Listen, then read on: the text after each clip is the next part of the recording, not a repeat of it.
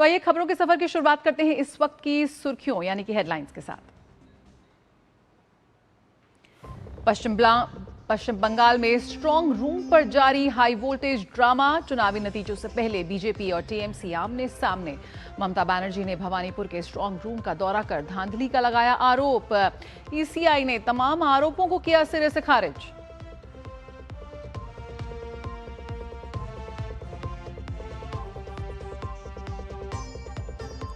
चार मई को 5 राज्यों के आएंगे चुनावी नतीजे। पश्चिम बंगाल, असम, तमिलनाडु, केरलम और पुदुचेरी में तैयारियां तेज। तमाम उम्मीदवारों की बढ़ी धड़कनें। बड़ा सवाल, सोमवार को किसकी आएगी सुनामी।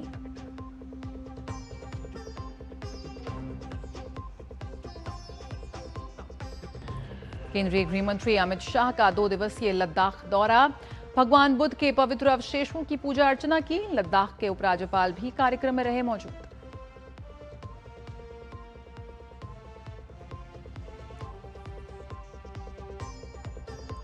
सरकार का बड़ा फैसला। डीजल और एटीएफ पर एक्सपोर्ट ड्यूटी में हुई कटौती। घरेलू खुदरा कीमतों पर कोई असर नहीं।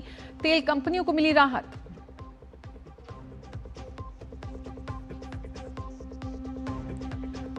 होर्मुज पर अमेरिका ईरान में ठनी। अपनी ढपली अपना राग छेड़ने में लगे दोनों देश। ईरान की अमेरिका को धमकी। ट्रंप का बड़ा दावा, ईरान में खत्म हुई नेवी और एयरफोर्स। शुरुआत करते हैं तृणमूल कांग्रेस से जुड़ी खबर की। तृणमूल कांग्रेस प्रमुख और पश्चिम बंगाल की मुख्यमंत्री ममता बनर्जी ने भवानीपुर के एक ईवीएम स्ट्रांग रूम का दौरा कर धांधली का आरोप लगाया और चेतावनी दी कि मतगणना प्रक्रिया से किसी तरह की छेड़छाड़ नहीं की जाए। दक्षिण कोलकाता के सखावत मेमोरियल स्कूल में अपने विधानसभा क्षेत्र भवानीपुर के मतगणना केंद्र में करीब 4 घंटे बिताने के बाद ममता बनर्जी रात को 12 बजे के बाद वहां से निकली। वे अपने चुनाव एजेंट के साथ स्ट्रांग रूम के अंदर थीं। तो ममता ने किया स्ट्रांग रूम का दौरा। ये घटनाक्रम ऐसे समय में हुआ जब उत्तरी कोलकाता की 2 सीटों से पार्टी के उम्मीदवार कृणाल घोष और शशि पांजा ने खुदीराम अनुशीलन केंद्र परिसर के बाहर धरना प्रदर्शन किया। उनका आरोप था कि परिसर के स्ट्रांग रूम में रखी ईवीएम में छेड़छाड़ की जा रही है, जबकि निर्वाचन आयोग ने उनके आरोपों को खारिज कर दिया। ये मामला उस समय और गर्मा गया जब भाजपा के मानिकतला उम्मीदवार तापस रॉय चौरंगी से पार्टी प्रत्याशी संतोष पाठक के साथ मौके पर पहुंचे और वरिष्ठ पुलिस अधिकारियों से सवाल किया कि उन्होंने इतने संवेदनशील स्थल पर तृणमूल के कार्यकर्ताओं को इकट्ठा होकर नारेबाजी करने की अनुमति क्यों दी। इस दौरान शहर में तेज बारिश के बीच दोनों पक्षों के समर्थक जय बांग्ला और उसके जवाब में जय श्री राम के नारे लगाते रहे, जिससे स्थिति तनावपूर्ण हो गई और सुरक्षा बलों को हालात को काबू में रखने में कड़ी मशक्कत करनी पड़ी। तो टीएमसी और बीजेपी एक बार फिर आमने सामने। 4 मई को पश्चिम बंगाल चुनाव के नतीजे आने हैं, लेकिन इससे पहले ही बंगाल की राजनीति में मिडनाइट ड्रामा देखने को मिल रहा। पश्चिम बंगाल के नेता प्रतिपक्ष सुवेंदु अधिकारी ने सोशल मीडिया प्लेटफॉर्म एक्स पर एक तस्वीर साझा की है, जिसमें भवानीपुर केंद्र के स्ट्रांग रूम में सीएम ममता बनर्जी बैठी नजर आ रही हैं। सुवेंदु अधिकारी ने तस्वीर साझा करते हुए कहा कि भवानीपुर विधानसभा क्षेत्र सहित पूरे पश्चिम बंगाल के मतदाताओं को आश्वस्त करना चाहता हूं कि इस केंद्र की तृणमूल कांग्रेस की उम्मीदवार और मुख्यमंत्री को किसी भी प्रकार का अतिरिक्त लाभ लेने से रोका गया है।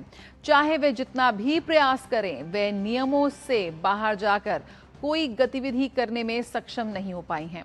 जब तक वे स्ट्रांग रूम परिसर में मौजूद थी, मेरे चुनाव एजेंट अधिवक्ता सूर्य नील दास व्यक्तिगत रूप से वहां उपस्थित थे और उन पर कड़ी निगरानी रख रहे थे ताकि वे किसी भी गलत तरीके का सहारा ना ले सकें।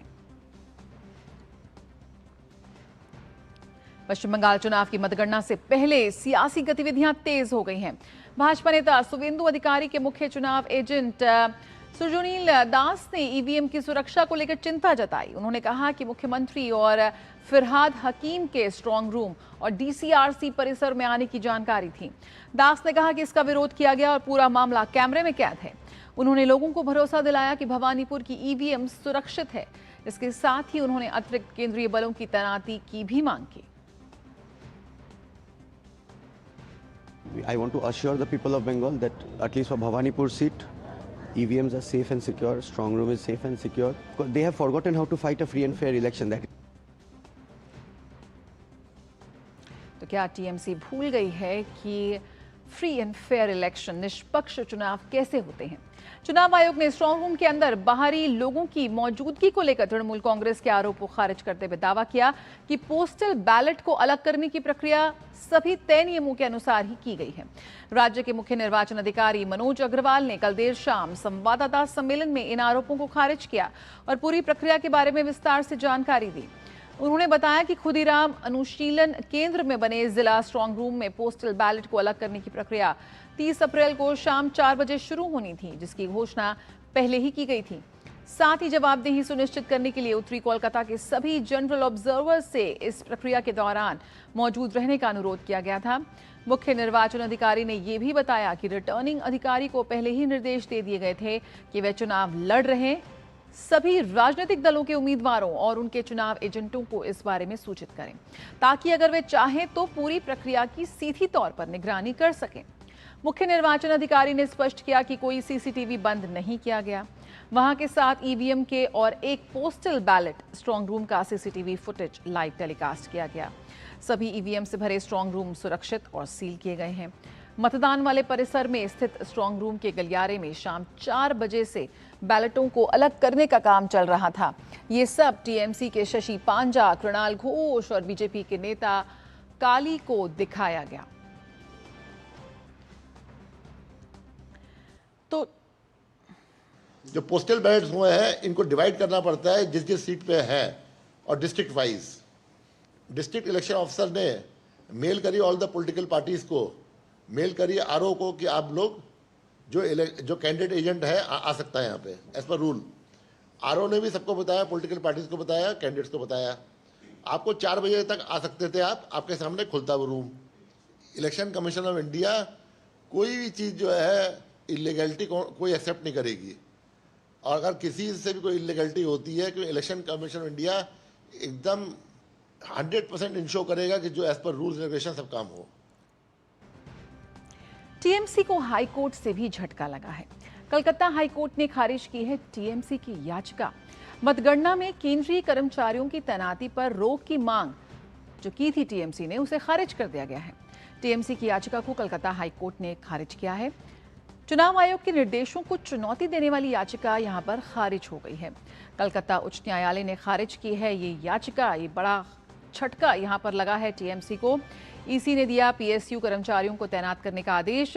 तृणमूल कांग्रेस ने किया था ईसी के निर्देशों का विरोध और साफ तौर पर केंद्रीय कर्मचारियों पर राजनीतिक प्रभाव का आरोप लगाया था, जिसको लेकर हाईकोर्ट ने कहा है कि ये सिर्फ एक आशंका है। कर्मचारियों की नियुक्ति पर का फैसला चुनाव आयोग का विशेष अधिकार है, तो हाईकोर्ट ने ये बात साफ कर दी है। तो टीएमसी को हाईकोर्ट से यहां पर झटका लगा है। तृणमूल कांग्रेस ने किया था ईसी के निर्देशों का विरोध और केंद्रीय कर्मचारियों की तैनाती को लेकर आरोप लगाया था कि वो राजनीतिक प्रभाव डाल सकते हैं। ऐसे में हाईकोर्ट ने इस याचिका को खारिज कर दिया है। साफ तौर पर एक बार फिर यहां पर हाईकोर्ट से झटका लगा है टीएमसी। तो लगातार तकरार और रार बरकरार है पश्चिम बंगाल में। पश्चिम बंगाल के अलावा असम, केरल और पुडुचेरी में एक चरण में 9 अप्रैल को मतदान हुआ था। वहीं तमिलनाडु में भी एक चरण में 23 अप्रैल को मतदान हुआ था, जबकि पश्चिम बंगाल में 2 चरणों में 23 और 29 अप्रैल को मतदान हुआ था। असम में एक चरण में 9 अप्रैल को मतदान हुआ था। असम विधानसभा में 126 सीटें और बहुमत का आंकड़ा 64 है। केरल की बात करें तो केरल विधानसभा की 140 सीटों पर एक चरण में 9 अप्रैल को मतदान हुआ था। यहां बहुमत का आंकड़ा 71 है। तमिलनाडु विधानसभा की 234 सीटों पर एक चरण में 23 अप्रैल को मतदान हुआ था। यहां पर बहुमत का आंकड़ा 118 है। हालिया विधानसभा चुनावों के दौरान एक केंद्र शासित प्रदेश पुडुचेरी में भी 9 अप्रैल को मतदान हुआ था। पुडुचेरी विधानसभा की 30 सीटों के लिए बहुमत का आंकड़ा 16 है। सोमवार को पश्चिम बंगाल, तमिलनाडु, असम, केरलम और पुडुचेरी में हुए चुनाव के नतीजे आएंगे। लिहाजा तमाम उम्मीदवारों की दिल की धड़कन बढ़ी हुई है। साथ ही कई दिग्गजों की साख भी जुड़ी हुई है। यानी 3 दिन बाकी और सोमवार को किसकी सुनामी, ये बड़ा सवाल है। 4 मई को है काउंटिंग का दिन, जिसका इंतजार यहां पर लगातार सभी को है। 5 प्रदेशों में होगी मतगणना। आपको बता दें कि 4 मई को 5 राज्यों में विधानसभा चुनाव के नतीजे आएंगे। पश्चिम बंगाल, असम, तमिलनाडु, केरल, पुडुचेरी में मतगणना सभी राज्यों में सुबह 8 बजे से शुरू होगी। मतगणना केंद्रों पर सुरक्षा का त्रिस्तरीय घेरा यहां पर है। पहली बार QR कोड आधारित पहचान प्रणाली लागू की गई है। स्ट्रांग रूम से मतगणना टेबल तक EVM की वीडियो रिकॉर्डिंग, निष्पक्षता सुनिश्चित करने के लिए माइक्रो ऑब्जर्वर्स की तैनाती, ये तमाम ऐसी चीजें हैं जो यहां पर की गई हैं। पहली बार QR कोड आधारित पहचान प्रणाली लागू की गई है, यानी कि किसी भी तरह की कोई भी आरोप प्रत्यारोप और शंका की गुंजाइश यहां पर नहीं है। स्ट्रांग रूम से मतगणना टेबल तक EVM की पूरी तरह से वीडियो रिकॉर्डिंग की जा रही है। निष्पक्षता सुनिश्चित करने के लिए माइक्रो ऑब्जर्वर्स की भी तैनाती यहां पर है।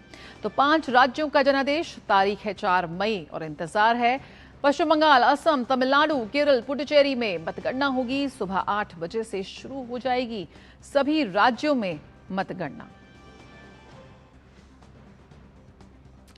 और खबर मध्य प्रदेश से, जहां जबलपुर के बरगी बांध क्रूज बोट घटना मामले में 9 लोगों के मरने की पुष्टि हुई है।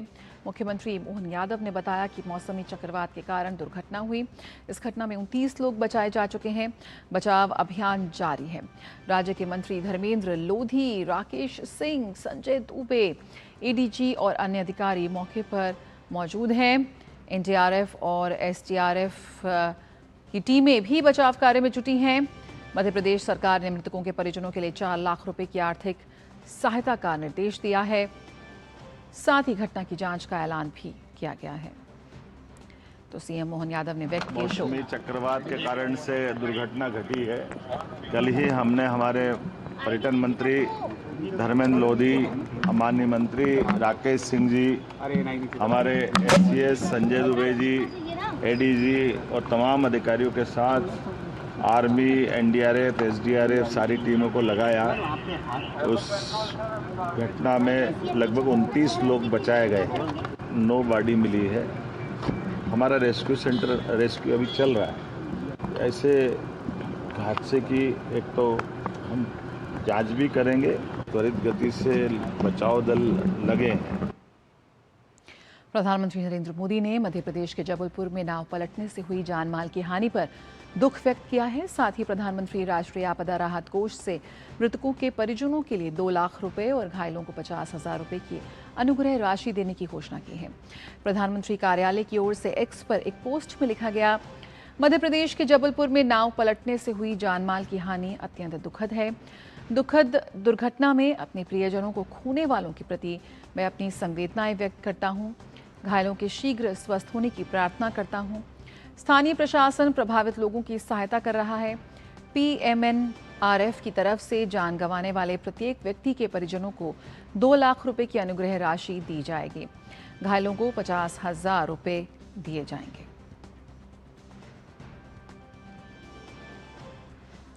GST संग्रह अप्रैल में 8.7% बढ़कर करीब 2.43 लाख करोड़ रुपए के रिकॉर्ड स्तर पर पहुंच गया है।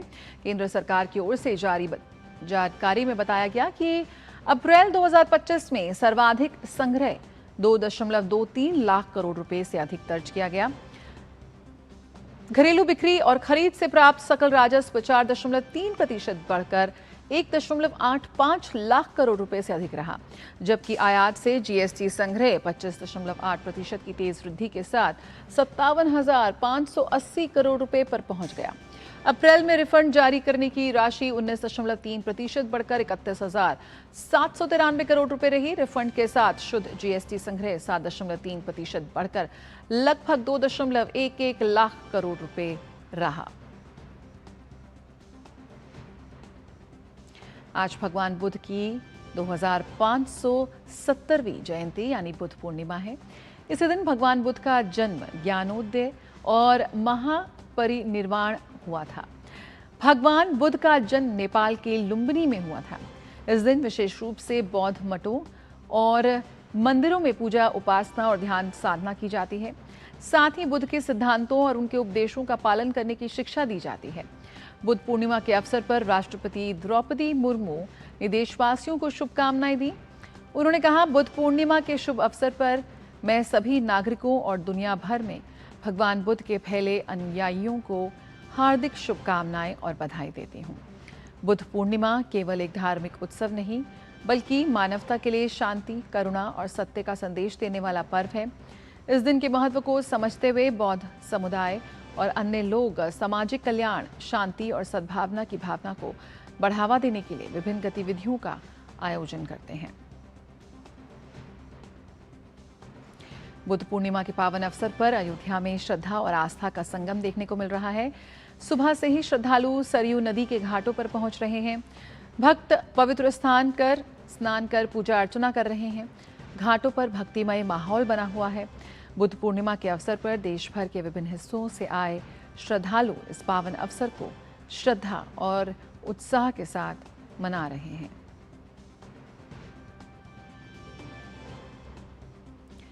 उत्तराखंड में आदि कैलाश यात्रा आज से शुरू हो रही है। पिथौरागढ़ जिला प्रशासन ने इस यात्रा के सुचारू संचालन के लिए सभी तैयारियां कर ली हैं। निर्धारित कार्यक्रम के अनुसार पंजीकृत श्रद्धालुओं की यात्रा के लिए इनर लाइन परमिट जारी कर दिया गया है। श्रद्धालुओं की सुरक्षा और सुविधा के लिए सभी संबंधित विभाग और एजेंसियां सतर्क हैं। वहीं यात्रा मार्ग पर सभी आवश्यक प्रबंध किए गए हैं। जिला मजिस्ट्रेट आशीष भट्टगैन ने बताया कि श्रद्धालुओं की सुरक्षा और सुविधा के लिए सभी संबंधित विभाग और एजेंसियां सतर्क हैं।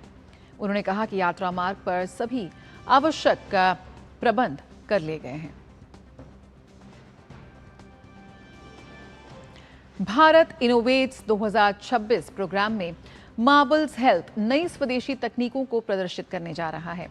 2020 में स्थापित इस कंपनी का उद्देश्य आज के भागदौड़ भरे युग में बढ़ते डिप्रेशन, एंजाइटी, ADHD और OCD जैसी बढ़ती बीमारियों का इलाज नॉन इन्वेसिव न्यूट्रो टेक्नोलॉजी के माध्यम से करना है। कंपनी का प्रमुख उत्पाद है EASE यानी कि ईज, जो कि मस्तिष्क देखभाल को अधिक सुलभ और स्केलेबल बनाने के लिए न्यूरोसाइंस, AI और डिजिटल हेल्थ प्लेटफॉर्मों का उपयोग करता है। भारत इनोवेट्स 2026 प्रोग्राम भारत सरकार के शिक्षा मंत्रालय द्वारा आयोजित किया जाता है। इसके लिए मार्बल्स हेल्थ को चुना गया है। मार्बल्स हेल्थ मानसिक स्वास्थ्य के इलाज के पारंपरिक तरीकों के विकल्प के रूप में प्रभावी समाधान प्रदान कर रहा है और घर पर इलाज के विकल्प भी दे रहा है। आइए आपको बताते हैं कि आखिर भारत इनोवेट्स है क्या। भारत इनोवेट्स सरकार द्वारा शुरू की गई एक प्रमुख पहल है। शिक्षा मंत्रालय ने इस इनोवेट मंच की शुरुआत की। इसके तहत भारत के शीर्ष डीप टेक नवाचारों को वैश्विक मंच पर प्रस्तुत करने का मौका दिया जाता है। इसकी अंतर्राष्ट्रीय प्रदर्शनी 14 से 16 जून 2026 को फ्रांस के नीस में आयोजित होने जा रही है। ये कार्यक्रम भारत को विकसित राष्ट्र बनाने की दिशा में एक महत्वपूर्ण कदम साबित होने वाला है। ये प्रधानमंत्री नरेंद्र मोदी के विकसित भारत 2047 के विजन को भी साकार करेगा। स्वदेशी तकनीक पर आधारित ईज मार्बल्स हेल्थ का प्रोडक्ट है। मानसिक स्वास्थ्य के इलाज में ये क्रांतिकारी बदलाव ला रहा है। ये कंपनी भारत इनोवेट्स 2026 में अपनी प्रदर्शनी आयोजित करने जा रही है। EASE ease depression, anxiety, ADHD और OCD जैसे मानसिक विकारों से निपटने में सहायक है। इससे इलाज के दौरान ना कोई सर्जरी, ना ही किसी दवाई का सेवन करना पड़ता है। घर पर ही इसका उपयोग कर मानसिक स्वास्थ्य में सुधार लाया जा सकता है। ये कंपनी भारत की गहरी तकनीक प्रेरित हेल्थ केयर नवाचार में एक नई मिसाल बन रही है। किसी भी प्राकृतिक आपदा, चक्रवात या मौसम संबंधी चेतावनी की जानकारी देश के संबंधित क्षेत्र के लोगों के पास एक साथ पहुंच सके, इसके लिए आपदा संचार प्रणालियों की शुरुआत होने वाली है। केंद्रीय गृह मंत्री अमित शाह कल इसका शुभारंभ करेंगे। आइए आपको बताते हैं कि आपदा संचार प्रणाली यानी डिजास्टर कम्युनिकेशन सिस्टम के बारे में आखिर ये है क्या। आपदा संचार प्रणाली के तहत स्वदेशी सेल ब्रॉडकास्ट सिस्टम यानी कि CBS का देशव्यापी परीक्षण किया जाएगा, जो आपातकालीन परिस्थितियों में महत्वपूर्ण सूचनाएं तुरंत लोगों तक पहुंचाने में मदद करेगा। इस परीक्षण के दौरान मोबाइल पर अंग्रेजी, हिंदी और क्षेत्रीय भाषाओं में टेस्ट संदेश भेजे जाएंगे। परीक्षण चरण में कोई भी कार्रवाई करने की आवश्यकता नहीं होगी। ये प्रणाली आपातकालीन स्थितियों में आपदा संबंधित चेतावनियों को निर्धारित क्षेत्रों में सभी मोबाइल पर एक साथ प्रसारित करने में सक्षम होगी। ये सिस्टम दूरसंचार विभाग और राष्ट्रीय आपदा प्रबंधन प्राधिकरण यानी कि NDMA ने विकसित किया है। इसका उद्देश्य संवेदनशील जानकारी को समय पर और प्रभावी तरीके से नागरिकों तक पहुंचाना है। इस प्रणाली के माध्यम से SMS के साथ साथ सेल ब्रॉडकास्ट सिस्टम के जरिए आपातकालीन चेतावनियां भेजी जाएंगी। ये विशेष रूप से प्राकृतिक आपदाओं के दौरान मददगार साबित होगा, जब लोगों को समय रहते अलर्ट मिलेगा। देश भर में CVS की टेस्टिंग की जा रही है और टेस्टिंग के दौरान जब आपको मोबाइल पर अलर्ट आए तो घबराने की जरूरत नहीं। दूरसंचार विभाग के C.DOT द्वारा विकसित एकीकृत अलर्ट सिस्टम सैशे सफलतापूर्वक चालू है। ये प्रणाली अंतर्राष्ट्रीय दूरसंचार संघ द्वारा अनुशंसित कॉमन अलर्टिंग प्रोटोकॉल पर आधारित है और आपदा प्रबंधन में बड़े पैमाने पर उपयोग किया जा रहा है। इसका ये प्रणाली आपातकालीन और प्राकृतिक आपदाओं के दौरान नागरिकों की सुरक्षा को सुनिश्चित करने के लिए एक महत्वपूर्ण कदम है।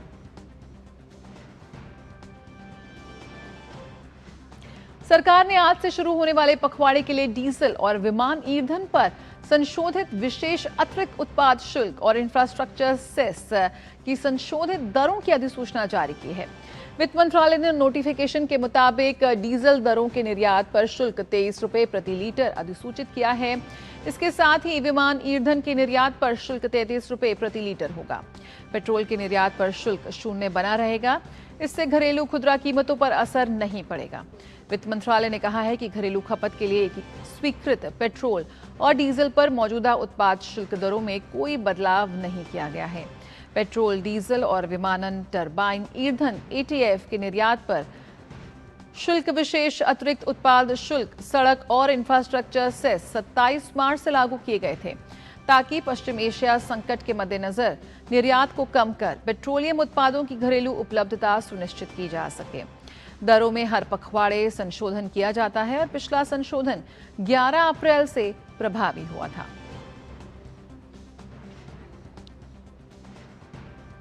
नारकोटिक्स कंट्रोल ब्यूरो ने एक बड़ी सफलता हासिल करते हुए मुंबई से 349 किलोग्राम हाई ग्रेड कोकेन जब्त की है। इसकी कीमत 1745 करोड़ है। गृह मंत्री अमित शाह के नेतृत्व में की गई इस कार्रवाई से बड़े अंतर्राष्ट्रीय ड्रग कंट्रोल और ड्रग कार्टेल का पर्दाफाश किया गया है। गृह मंत्री अमित शाह ने एक्स पर पोस्ट कर इस शानदार सफलता के लिए NCB को बधाई दी और कहा कि केंद्र सरकार पूरी तरह से ड्रग कार्टेल को कुचलने के लिए प्रतिबद्ध है। उन्होंने बताया कि इस कार्रवाई से एक पूरे नेटवर्क का खुलासा हुआ है। केंद्र सरकार लगातार जागरूकता अभियान चला रही है और इस तरह की कार्रवाइयों के जरिए ड्रग्स के खिलाफ अपनी लड़ाई को मजबूत कर रही है। भारत सरकार लगातार ड्रग्स के खिलाफ अपनी कार्रवाई तेज कर रही है। 2025 में भी NCB ने व्यापक मादक पदार्थ विरोधी अभियान चलाया था। इस दौरान 1.33 लाख किलोग्राम ड्रग्स जब्त किए गए थे, जिनकी कीमत 2000 करोड़ से अधिक थी। 77,000 किलोग्राम मादक पदार्थ नष्ट किए गए, जिनका मूल्य 3,889 करोड़ था। इस दौरान 265 दोषियों को सजा भी मिली थी। इसमें 9 विदेशी नागरिक भी शामिल थे। NCB ने फरार तस्करों के खिलाफ 37 इंटरपोल नोटिस जारी किए थे और 5 अपराधियों को भारत प्रत्यार्पित भी किया गया था।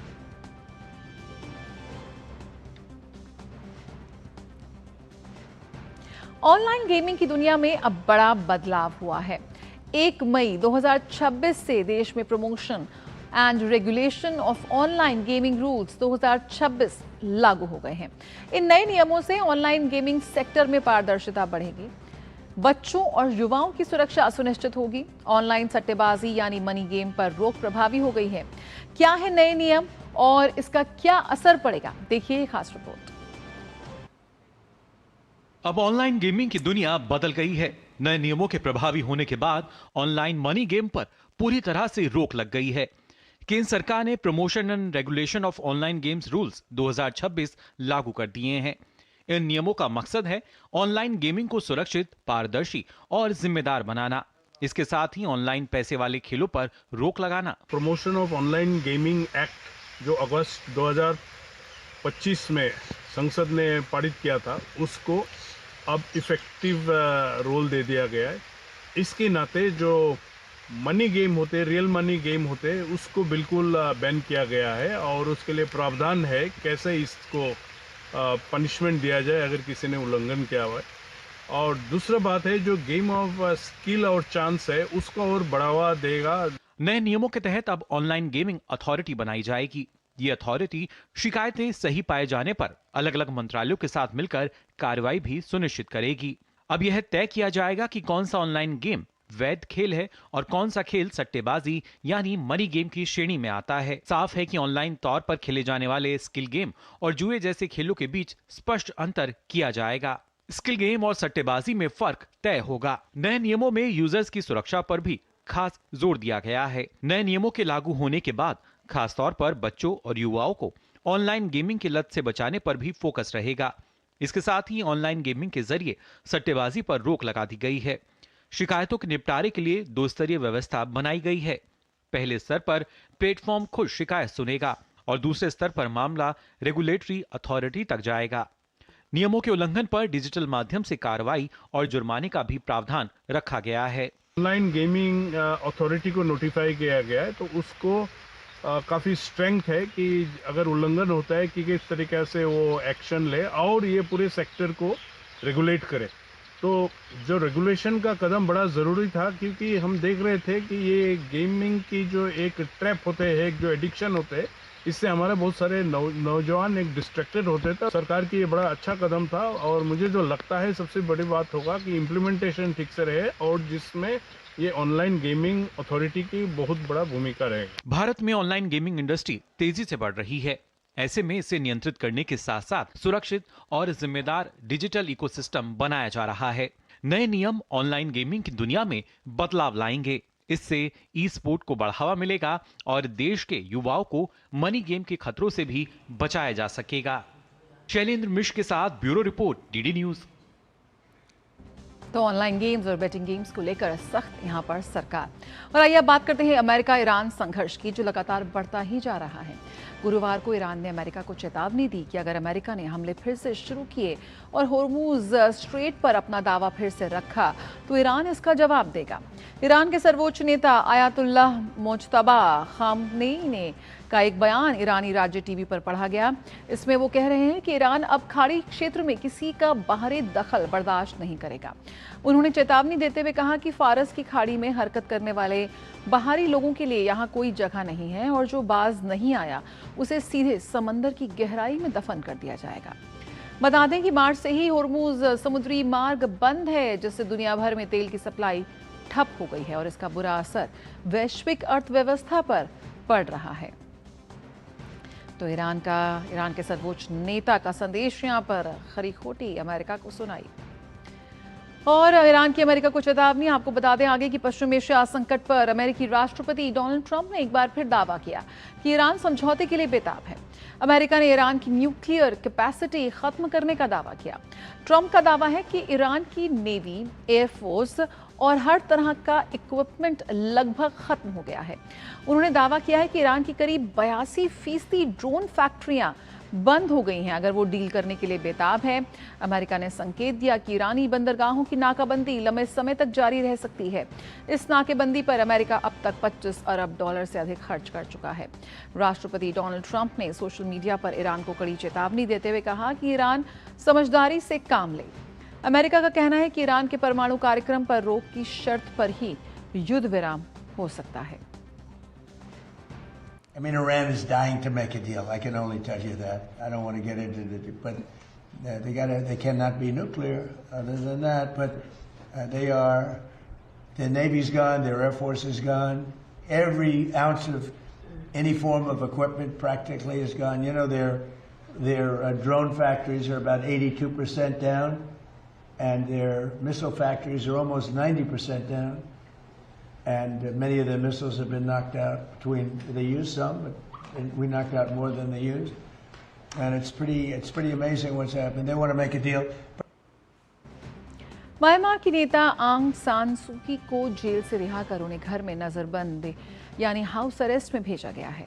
ये कदम सैन्य शासन के तहत लोकतंत्र का आभास देने के लिए उठाया गया है, खासकर तब जब हाल ही में सैन्य नेता मिन आंग हलाइंग को देश का राष्ट्रपति चुना गया।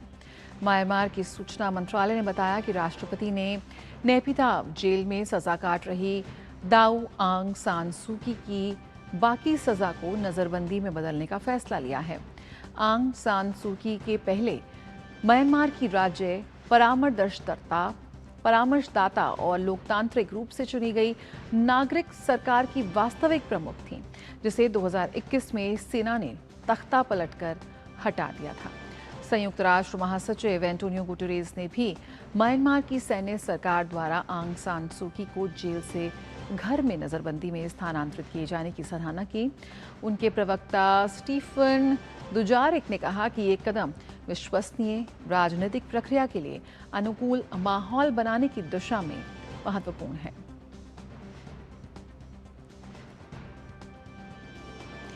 यूपी के मुख्यमंत्री योगी आदित्यनाथ ने राज्य में आंधी तूफान की घटनाओं में मृतकों के परिवारों के प्रति संवेदना व्यक्त की और अधिकारियों को घायलों का उचित इलाज सुनिश्चित करने के निर्देश दिए। मुख्यमंत्री ने निर्देश दिया कि भारी बारिश के कारण जान माल और पशुधन के नुकसान, साथ ही चोट लगने पर मिलने वाला मुआवजा 24 घंटे के भीतर उपलब्ध कराया जाए। बता दें कि उत्तर प्रदेश में पिछले 2 दिनों में भारी बारिश, तूफान और बिजली गिरने की घटनाओं के कारण 24 लोगों की मौत हो गई, 15 लोग घायल हुए हैं और 16 जानवरों की जान चली गई।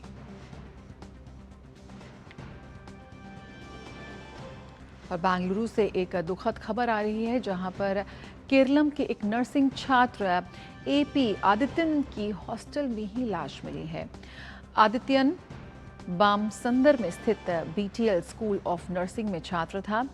आदित्यन के पिता प्रदीप कुमार ने आरोप लगाया है कि उनके बेटे को ड्रग्स के मामले में फंसाया गया और मानसिक उत्पीड़न के कारण उसने ये कदम उठाया।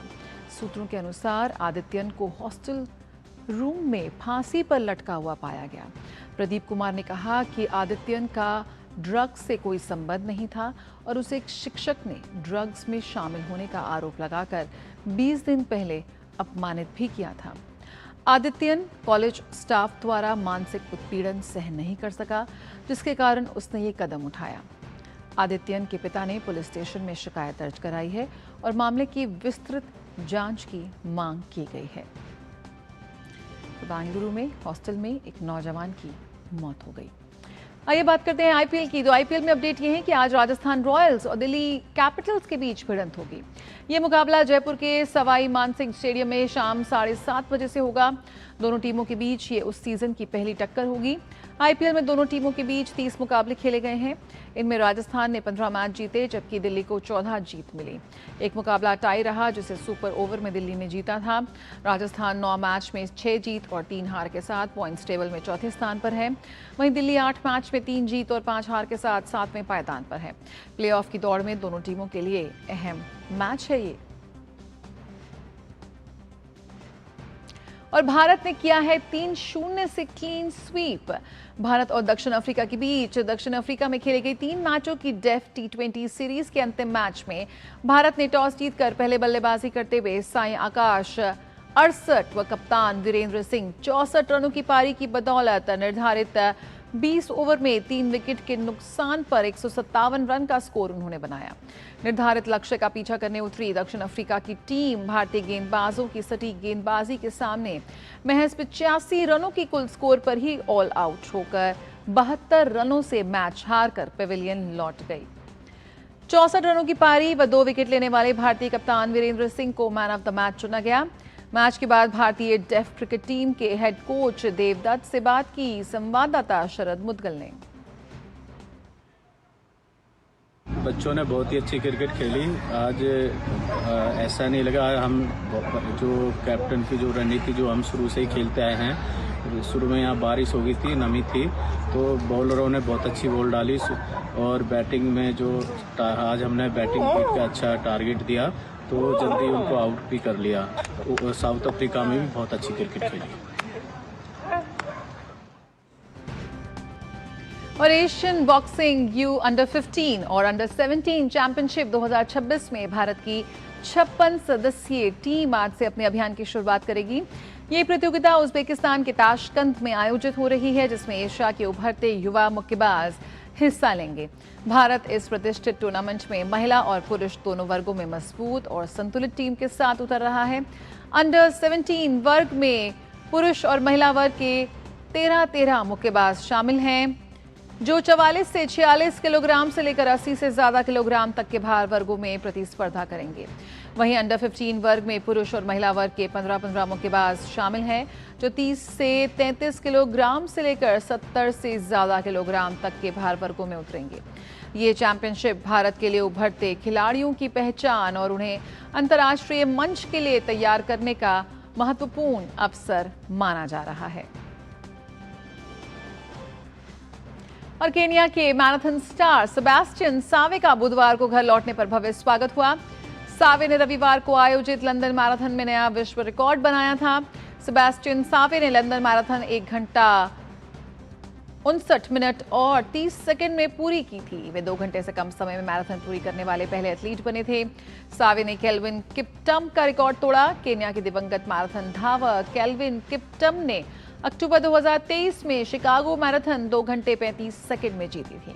केन्या के राष्ट्रपति ने सेबेस्टियन सावे को अपने आधिकारिक आवास पर सम्मानित किया। उन्होंने कहा कि सेबेस्टियन ने अपने कीर्तिमान से पूरी दुनिया को प्रेरित किया। मिड डे प्राइम में फिलहाल इतना ही। खबरों का सिलसिला जारी रहेगा डीडी न्यूज पर। फिलहाल मुझे मेरी पूरी टीम को दीजिए इजाजत। नमस्कार।